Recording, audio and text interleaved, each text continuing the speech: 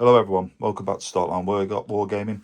First of all, thank you very much to everybody that supported the last video on the multicam painting tutorial. It's really much appreciated. There is going to be another video coming out in the near future of just trying to add that extra element to your multicam, just so that it sets it off and makes it different to different nationalities and different types of units. But what I want to talk about today is modern wargame rules and why I've been going the way I have. You'll see shortly my little attempt at setting up a rule system. Now, I got back into modern wargaming with the book that's straight in front of you, which is Force on Force. I brought that many moons ago, before it got expensive, over £100 to buy, which I saw the other day on eBay with a load of expansions, and I enjoyed it fully. However, we played it down the club the other week, and all I seemed to do was flick through a rule book looking for bits and pieces and rules and what we need to do for this and that and buy. And to be totally honest, I didn't really enjoy it as much, which is a shame, because I think this is the main rule book for modern wargaming. It is the go-to rule book, and with its expansion, Tomorrow's War underneath, I think if this was more continued and supported, it would have grown and grown and grown. But I think because there is a lot of rule systems out there at the minute, this is pushed to the back a lot. But that's how I got into modern wargaming, through Force on Force. To me, it is still the Bible, as you can say, to modern wargaming.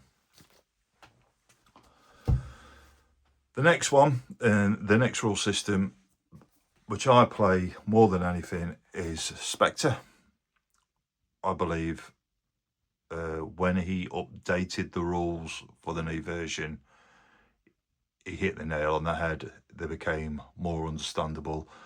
I think it attracted more people into using this rule set, and his support to that, figures, nationalities,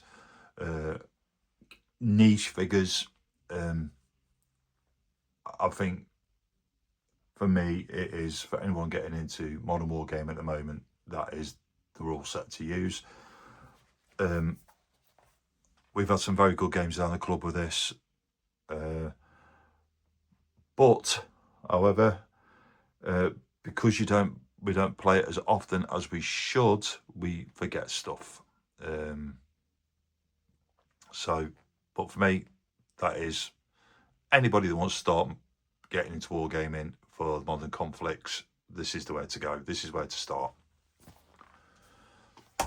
The next rules I've got is 7 Days to the River Rhine. Now, for me, I got to introduce this down the club by a couple of the lads that were playing a game of it, and then they got my attention straight away, and I thought it was brilliant.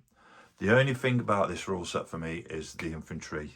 They are not dealt with in the same way as armour. For me, infantry is the key to any battle. At the end of the day, they're the people that are taking objectives, they're the people that are securing positions and win the battle. And I don't think it emphasises enough on that for me. However, I did see a post on one of the forums where somebody had the same concern as what I had, and then they said, oh, we've been using the chain of command rules, shooting rules for the figures, which then got me thinking straight away, and it may come apparent to what I've done shortly about the rule set that I've been developing. The next set of rules is Fireteam Modern. Now, Fireteam Modern, for me, I got introduced to these one of Doug off his YouTube channel. He did a fantastic little rule review of them, and he had me hooked on it straight away. Got the rules, all the rest of it. Played a couple of games down the club. but I don't think Jace, Ian or Rich were too keen on it. Maybe we didn't give it a good enough go, but some of the mechanics in here are really good. There's a little bit confusion on how to use tank fire in here, but Rory Crabb, who's the writer of that, has really done a good job. I don't play it enough, to be totally honest with you. I don't play it enough, but that is a lovely set of rules. Next one, Black Power Red Earth. Now,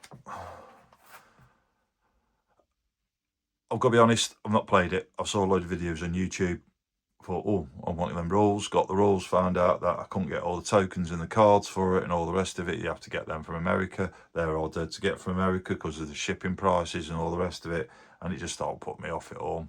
The rules are lovely inside the graphics, and there is lovely artwork in this, especially towards the back.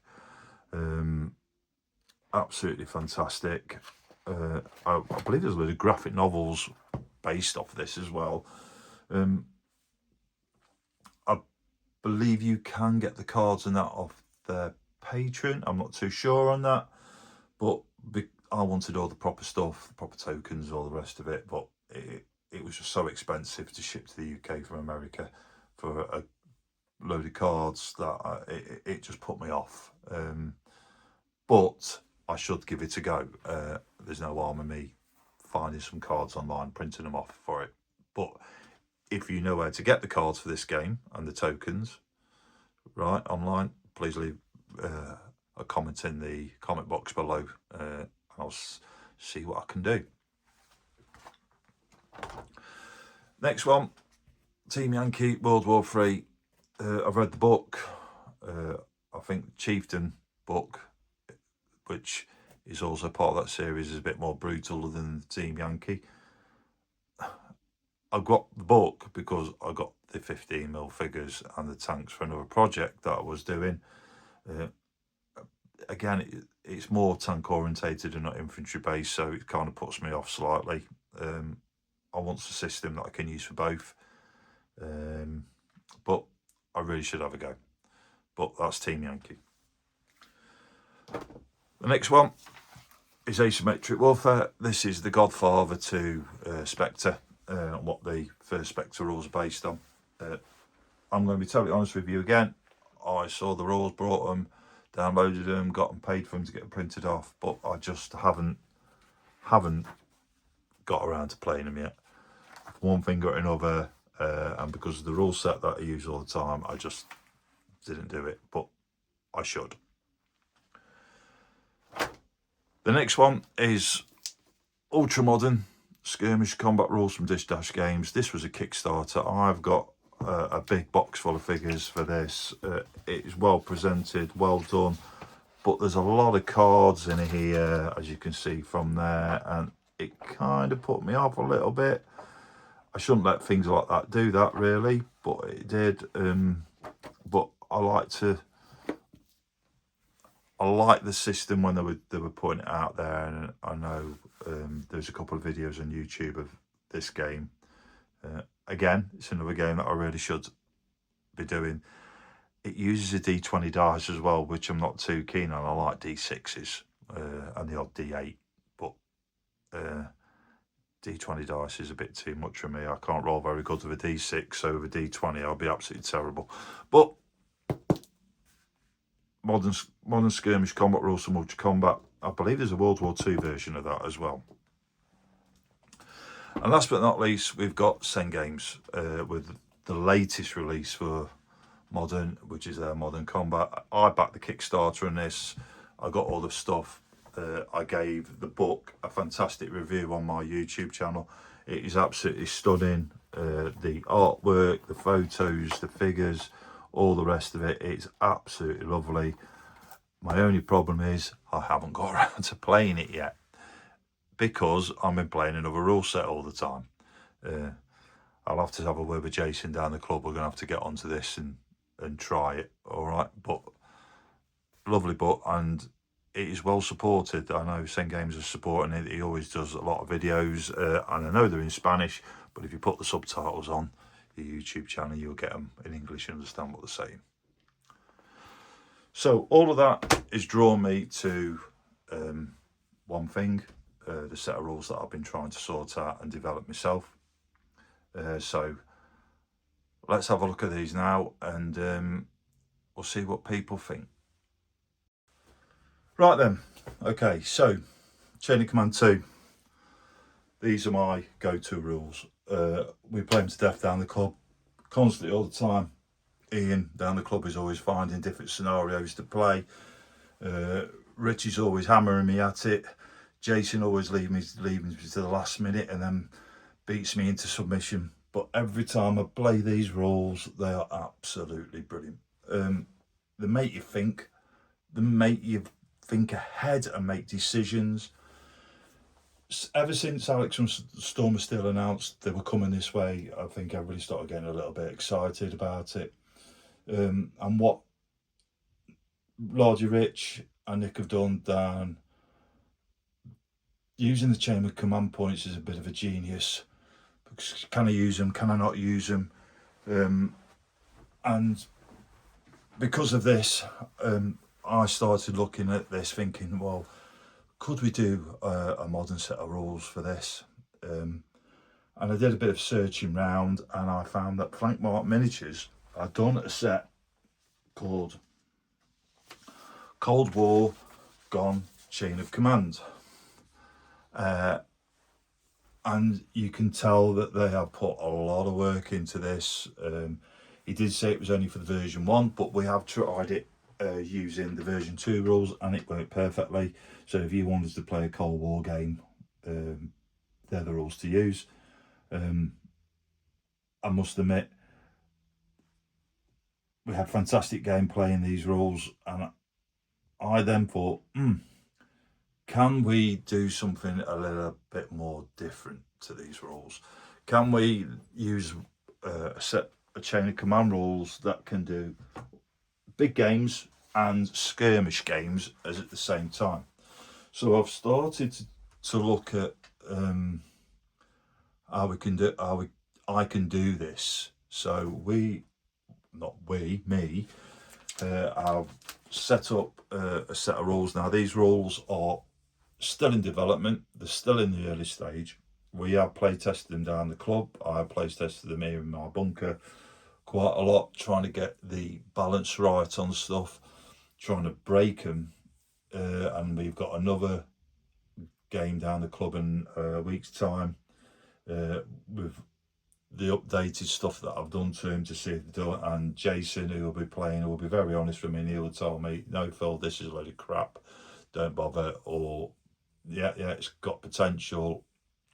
Now first off, I need to say sorry to Lordy Rich and to Nick down at Wild Island for homebrewing your rules to make my gaming more enjoyable.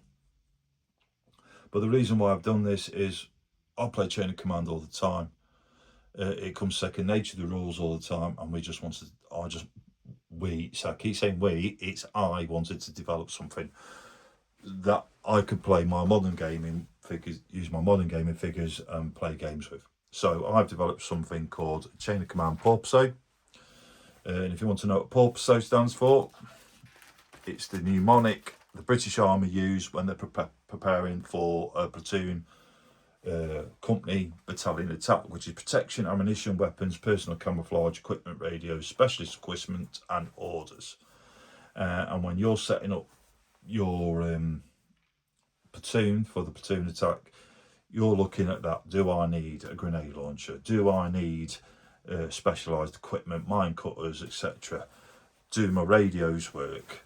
What protection am I going to need? You know, and I thought that was quite, you know, iconic of what this game is all about. So Chain of Command Porpoise, of this nice AI generated cover that I've done, is, like I said, still in its early stages, still in development. There's still a little creaky things about it, but I just wanted to go through a couple of items, so you could have a look, make your decision, and I would really like your input out there if you think this is okay, that's no good. As he knocks over the helicopter and half his stuff. So, what is Chain of Command Pubs all about? It is about big battles, platoon battles, or you could use it as in a big Chain of Command game. Also, you could use it as a Special Forces game, taking an objective, a house check, checking a culvert for IEDs, or anything like that on a 3x3 table. But the rules change slightly when doing that. Now, Special Forces are Special Forces for a reason, and they have got an extra element when on the table. So when we roll the command dice for a Special Force unit, they will have a red dice or a coloured dice in. So they will have the normal 5 dice,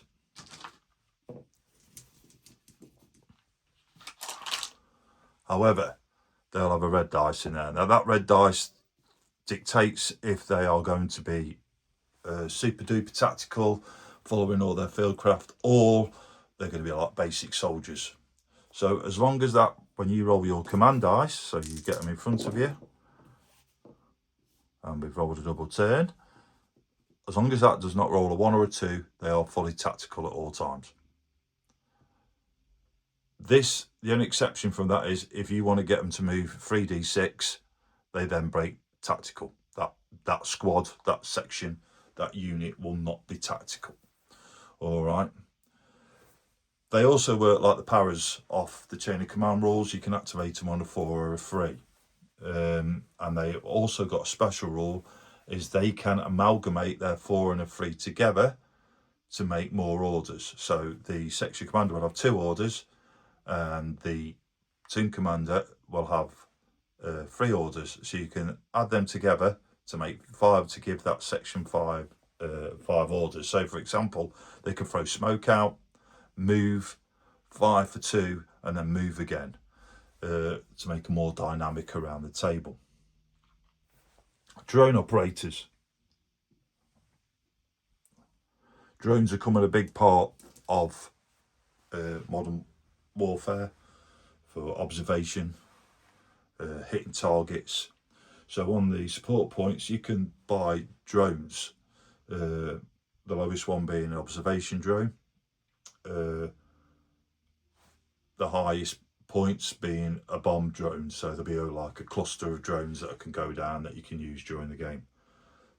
I've used drones in the rules like mortars. You only get 3 and they have a flight time. So they would activate on a 1 because it's a team.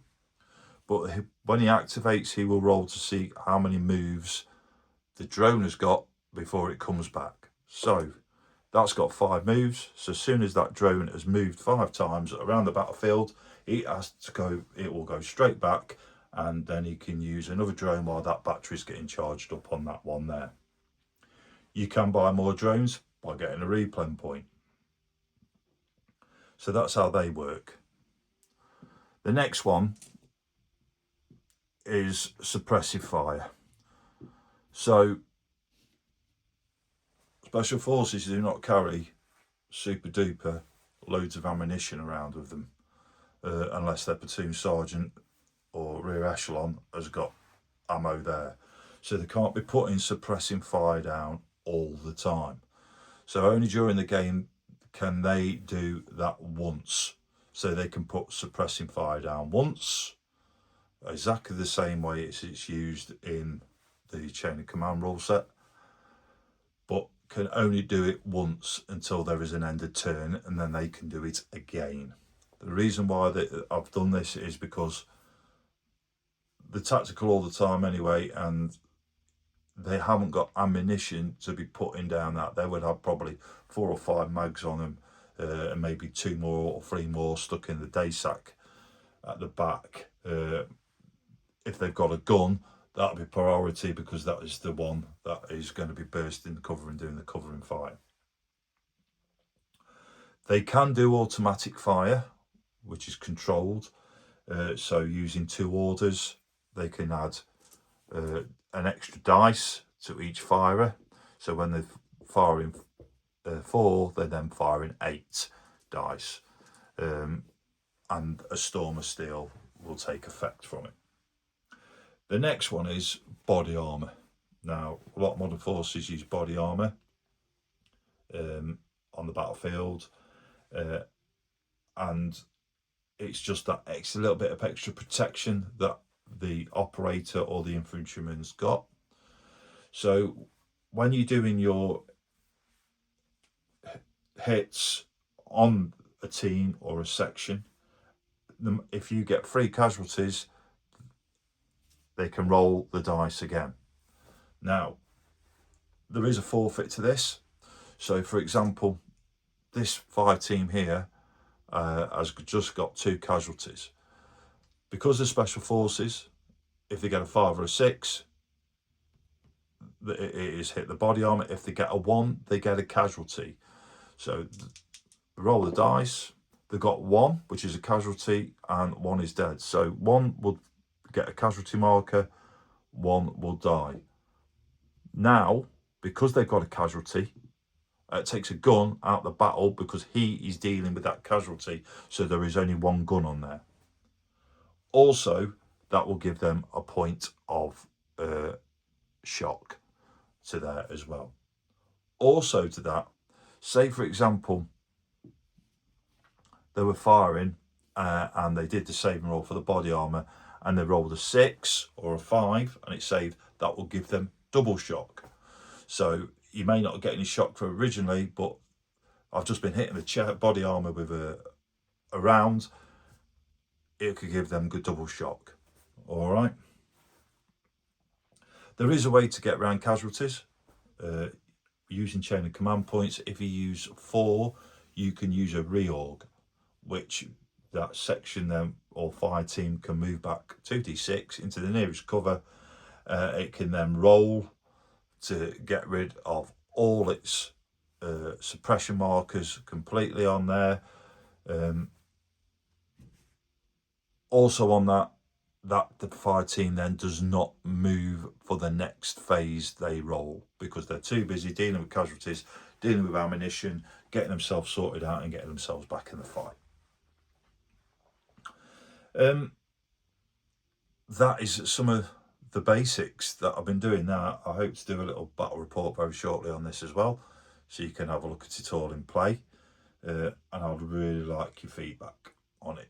There's a couple of more bits and pieces on there that I haven't mentioned, like if you lose an operator, your morale instantly goes down by 1. So operators will always start on 11, but every time you use an operator, it will go down by 1 all the time.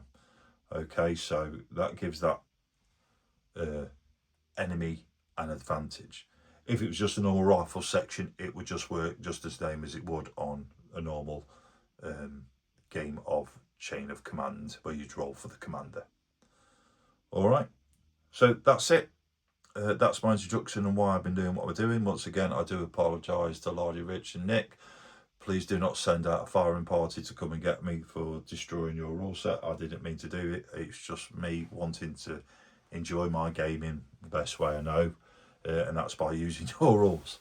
Okay, so that's it. I hope everybody likes that idea, and I'll be putting out a small battle report shortly, and you can see it all in action. Okay, thank you very much everybody, and thank you for watching.